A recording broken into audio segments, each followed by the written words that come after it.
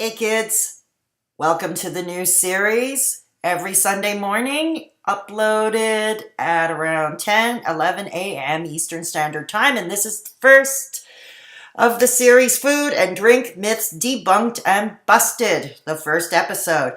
Everything you want to know, but we're afraid to ask. Of course, from a vegan.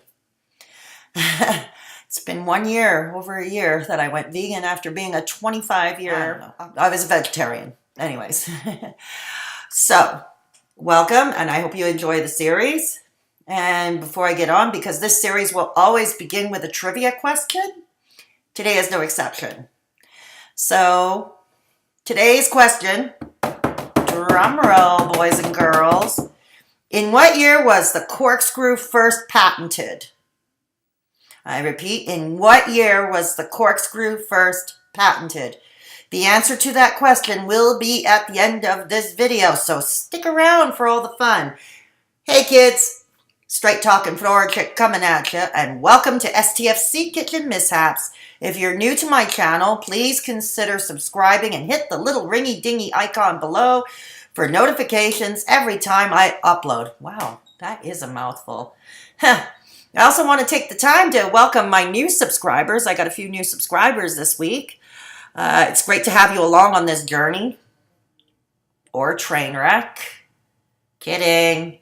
Well, am I? Anyways, today, as mentioned, is the first video in my new Sunday morning series, Debunking Food and Drink Myths. Everything you want to know, but we're afraid to ask, basically, as mentioned.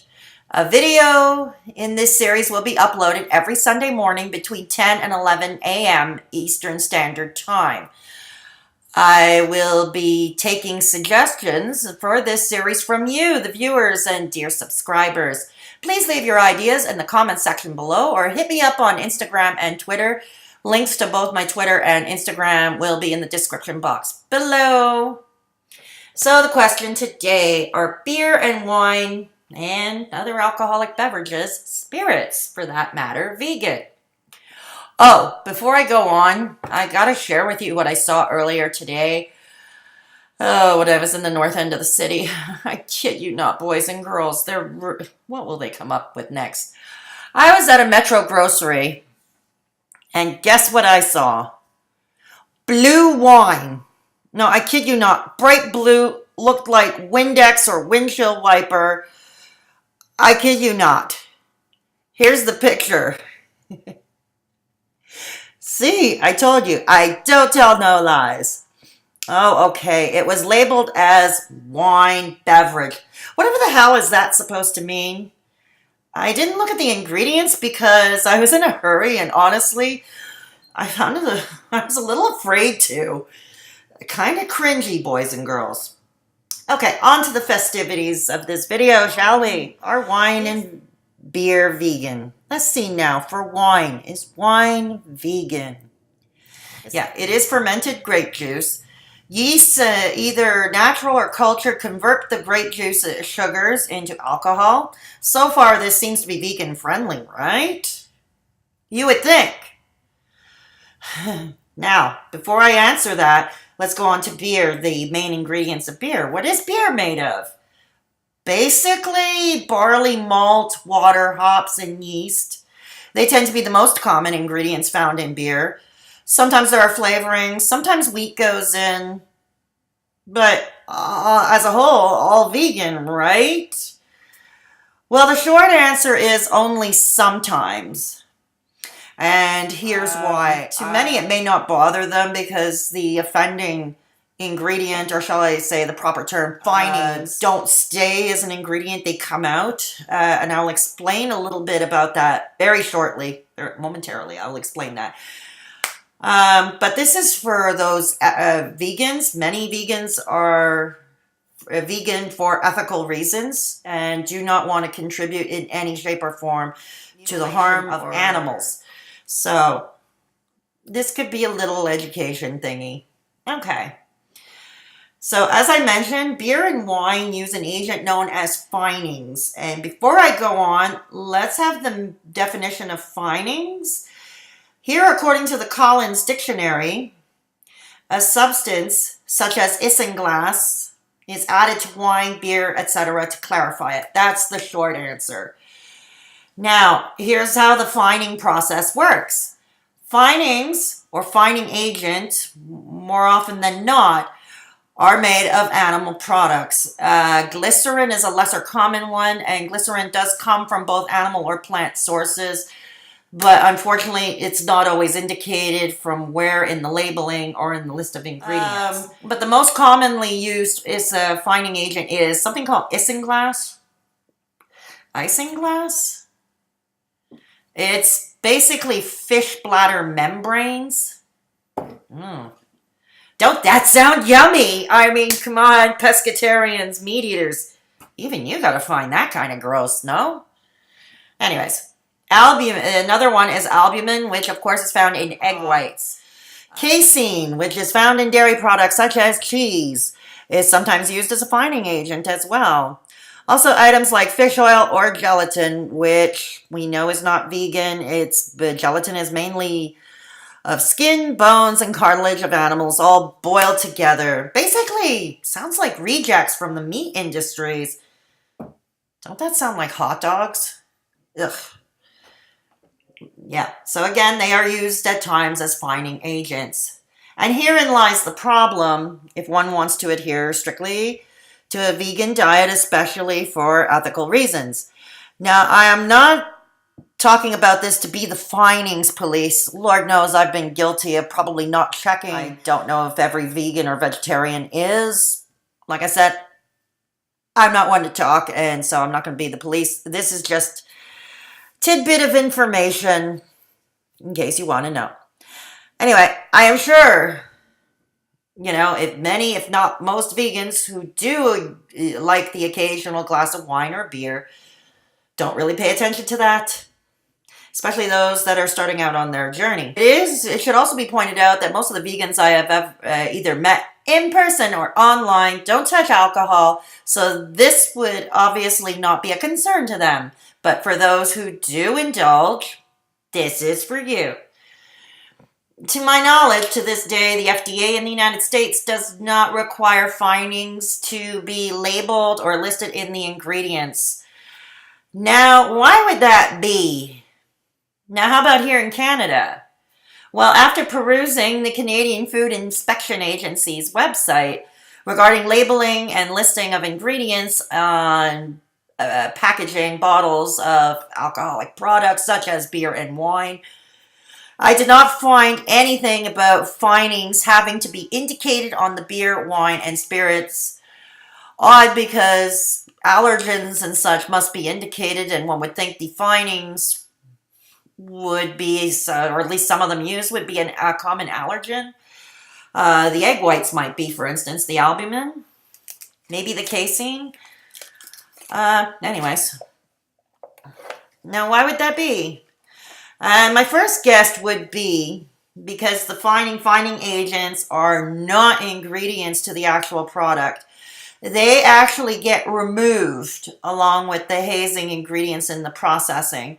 Therefore, more often than not, whatever finings were used or is not used does not have to be listed in the ingredients of wine, beer, or spirits. If anybody knows any different or has an update on that, please, by all means, mention it in the comments section below. Is using finings necessary in the production of beer, wine, or spirits?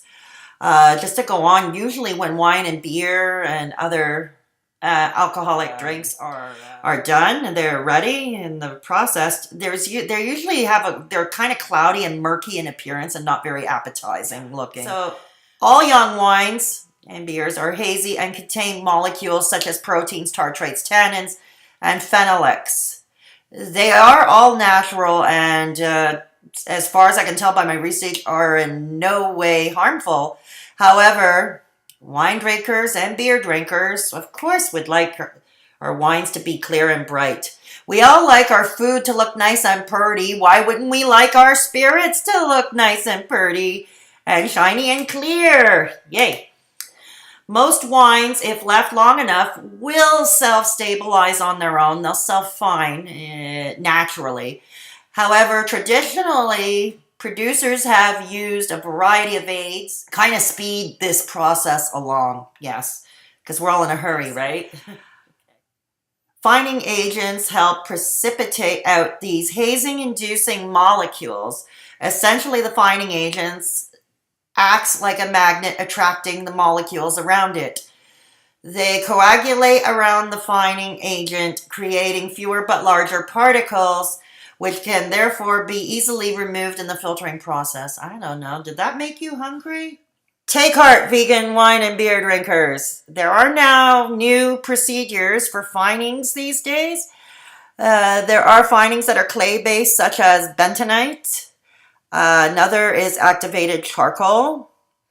Also of note, there is a shift to more natural winemaking procedures, I think beer as well, that allow nature to take its course, to allow it to self-fine, to clarify itself over time. An increasing number of wine producers around the globe are electing to not fine or filter their wines. So that's good news for us.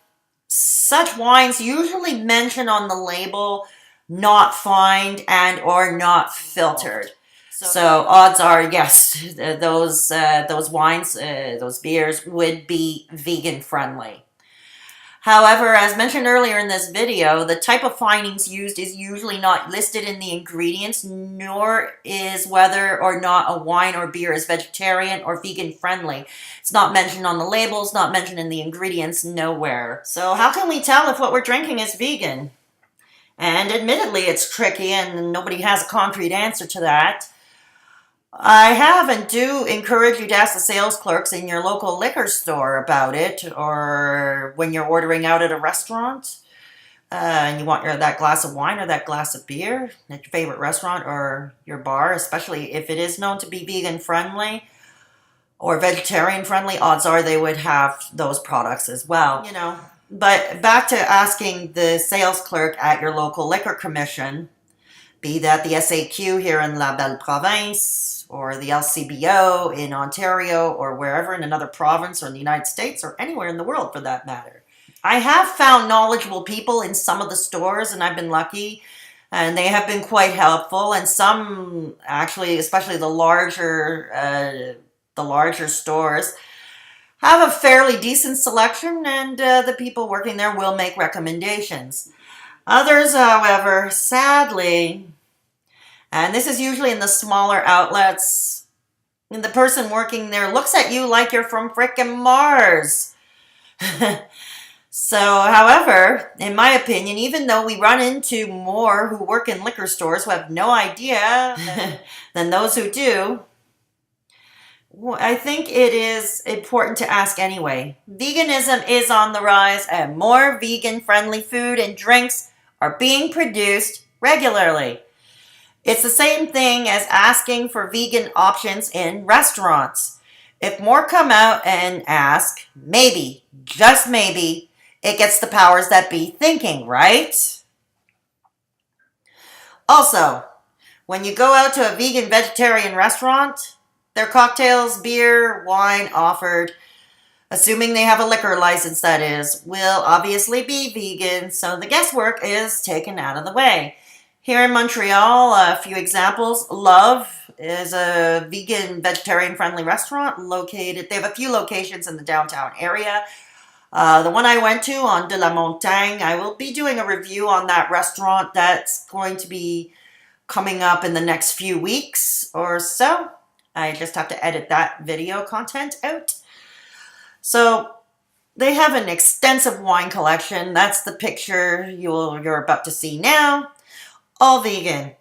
Panthère Verte, or in English, the Green Panther, en anglais, on Saint-Denis near Berry-UQAM, although they have many restaurants, it is a franchise, I believe, which arguably has the best falafel in Montreal, also has a full-service bar of vegan cocktails at your disposal. Of course, what is the resource we often use most to research any subject or resource, product or service? The intertubes, of course. Yay, why didn't I think of that? PETA has a list of what's vegan or not. I know, many of you are turned off by PETA. And I believe some vegans I've even spoken to are turned off by them. But they are a great resource for finding out what is vegan or vegetarian, especially for those who are new vegans. It's a good resource to look at. Now, of course, there are other online resources to look to. I have two of them here for beer and wine and spirits, that is. Barnivore is another great resource to find out if your favorite wine or spirit is vegan or not. I will leave a link to their website below in the description box. Kitchen.com also has a list of vegan wines to check out. They wrote an article during Vegan Week a few years back on their site. So I will link that below in the description box. Well, that's going to about do it for here. Check in this week, as I have many cooking, restaurant, and product reviews. Yes, my friend Steve, who I visited, there's still that cooking show to come up. That will be probably divided in 2 or 3 parts. So I hope to have that up sometime this week. I have other product and restaurant reviews and other vegan related content to upload. And drop by again next Sunday when we will be exploring the myths and the hype of grass-fed beef. Hint. It ain't all that. Yeah, I know, I'm vegan, I may have a bias. It don't mean I'm wrong. I will explain all then, so you'll have to catch me next Sunday morning. Also, again, if you have a suggestion of a food or drink, myth, or urban legend to be debunked or demystified, or just any vegan or food-related question, please either hit me up on Instagram or Twitter, or leave it in comments below. And, as promised, remember that trivia question I asked at the top of the video? Here goes again. In what year was the corkscrew first patented? The answer, boys and girls, is, drum roll, 1795! Yay! If you like this video, please hit the thumbs up below. Please subscribe, hit the ringy-dingy icon below so you get a notification every time I upload. And if you're interested in social commentary, storytime videos, and such, basically my little rant corner on the intertubes, hit the info card above to go to my other channel, Straight Talk and Fedora Chick, and go check out my videos there. The link will also be in the end screen to that channel. Go subscribe there as well. Take care of yourselves and each other. Happy Mother's Day to all the moms out there. Happy Sunday. Straight Talk and Fedora Chick over and out.